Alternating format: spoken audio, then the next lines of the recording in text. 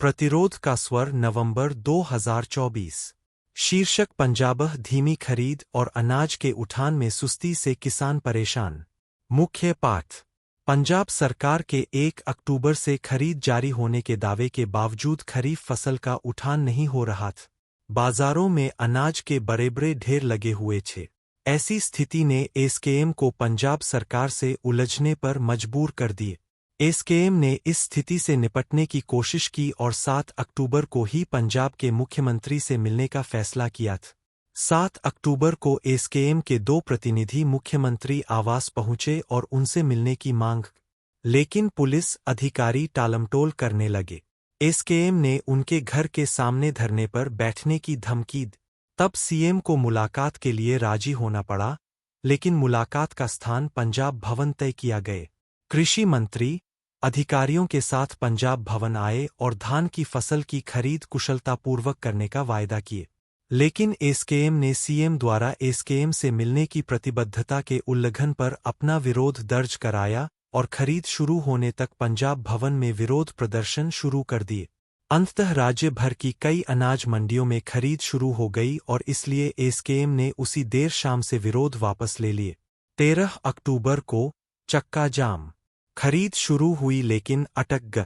2 दिनों के बाद एसकेएम, कमीशन एजेंटों और राइस मिलर्स ने 13 अक्टूबर को 3 घंटे का रोड ब्लॉक करने का फैसला किया। पंजाब के 22 जिलों में 125 स्थानों पर चक्का जाम किया गया। कीर्ति किसान यूनियन ने 16 जिलों में भाग लिए। 18 अक्टूबर को सीएम आवास के सामने धरना। सड़क जाम की घोषणा के बाद पंजाब के मुख्य सचिव ने एसकेएम को बातचीत के लिए आमंत्रित किए। 11 अक्टूबर की बैठक में एसकेएम ने 14 प्रस्ताव रखे। मुख्य सचिव ने प्रस्तावों पर विचार के लिए अगली बैठक 14 अक्टूबर तय की, लेकिन राइस मिलर्स और कमीशन एजेंट अपने अवसरवादी चरित्र के कारण केंद्र सरकार के अधिकारियों के साथ बैठक करने चले गए, पर उन्हें खोखले वायदों के अलावा कुछ नहीं मिला। वे किसान नेताओं को विश्वास में लिए बिना उस बैठक में शामिल हुए। एसकेएम ने उनके दृष्टिकोण की आलोचना की, लेकिन मुद्दे की गंभीरता को ध्यान में रखते हुए उन्होंने सीएम आवास के सामने एक संयुक्त विरोध प्रदर्शन की घोषणा की। 8 अक्टूबर को चंडीगढ़ जा रहे किसान नेतृत्व को पुलिस ने तरह से परेशान किए। पुलिस ने चंडीगढ़ के सभी प्रवेश मार्गों पर बैरिकेडिंग कर दी। इसके बावजूद करीब 350 प्रदर्शनकारी तय बिंदु तक पहुंचने में कामयाब रहे। कमीशन एजेंटों की उपस्थिति नगण्य थी। राइस मिलर्स इस कार्यक्रम से पूरी तरह चूक गए। मजदूर विरोध प्रदर्शन में शामिल हुए, हालांकि उनकी उपस्थिति कम थी।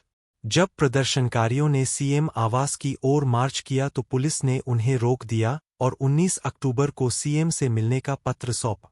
इसके बाद प्रदर्शनकारियों ने वही धरना शुरू कर दिया और घोषणा की कि जब तक सीएम खुद उनसे नहीं मिलेंगे तब तक कोई अगला फैसला नहीं लिया जाएगा। प्रदर्शनकारियों ने यह भी मांग की कि जिन किसानों को रास्ते में हिरासत में लिया गया है, उन्हें विरोध प्रदर्शन में शामिल होने की अनुमति दी जानी चाहिए। दूसरी ओर, हिरासत में लिए गए किसानों ने विभिन्न तरीकों से विरोध प्रदर्शन शुरू कर दिए और इसके परिणामस्वरूप सरकार को सभी हिरासत में लिए गए किसानों को रिहा करना पड़ा तथा उन्हें विरोध में शामिल होने की अनुमति दी गई। 18 अक्टूबर की रात किसान भवन में बिताई गई, यहीं पर लंगर की व्यवस्था भी की गई।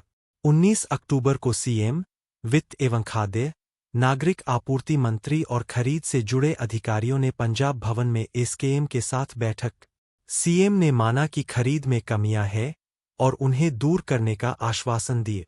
उन्होंने आश्वासन दिया कि 2 दिन के अंदर खरीद शुरू हो जाएगी। नियमों में छूट मिलने के बावजूद धान के लिए जगह नहीं देने वाले राइस मिलर्स पर गाज गिरेगी। सीएम द्वारा इस प्रकार आश्वासन दिए जाने के बाद एसकेएम ने विरोध प्रदर्शन को 4 दिनों के लिए स्थगित कर दिया और घोषणा की कि अगली कार्रवाई की घोषणा 24 अक्टूबर को की जाएगी। 25 अक्टूबर को फिर चक्का जाम। धीमी खरीद और फसल उठाने में कोई प्रगति नहीं होने के कारण एसकेएम ने 25 अक्टूबर को फिर से चक्का जाम की घोषणा की। उस दिन राज्य भर में 150 स्थानों पर कॉल अमल होती देखी गई। इस विरोध ने सरकार को एक ही दिन में 2.5 लाख मीट्रिक टन की खरीद करने पर मजबूर कर दिए। इसके बाद खरीद शुरू हो गई है। 29 अक्टूबर को डीसी कार्यालयों का घेराव। एसकेएम ने राज्य भर में डीसी कार्यालयों का भी घेराव किए। कई जगहों पर किसानों को एमएसपी से नीचे धान बेचने के लिए मजबूर किया जा रहा है। किसानों को कथित तौर पर 70 रुपये से लेकर 150 रुपये तक की कटौती करने के लिए मजबूर किया जा रहा है। कई बाजारों में, जहां खरीद सुस्त है, किसानों को अभी भी स्थानीय विरोध प्रदर्शनों में संगठित किया जा रहा है।